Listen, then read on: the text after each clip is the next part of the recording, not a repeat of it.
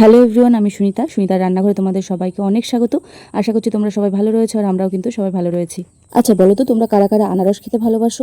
আমি কিন্তু আনারস খেতে খুবই ভালোবাসি, আর তার সঙ্গে আনারসের কিন্তু আরেকটা জিনিস আছে যেটা আমি খুবই পছন্দ করি। চলো তোমাদেরকে বলে দিই আমার কোন জিনিসটা বেশি ভালো লাগে।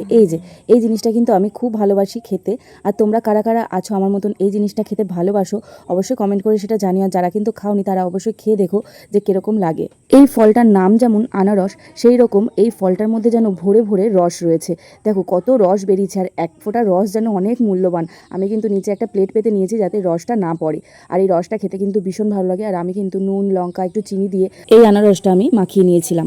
এই আনারস কিন্তু মাখিয়ে খেতেই বেশি ভালো লাগে। অনেকেই আছো তোমরা এমনি কেটে খেয়ে নাও, কিন্তু একদিন একবার এইভাবে খেয়ে দেখো, বারবার তখন মনে হবে কি যে এইভাবে মাখিয়েই খাবো। যারা খেয়েছে তারাই একমাত্র কিন্তু বলতে পারবে।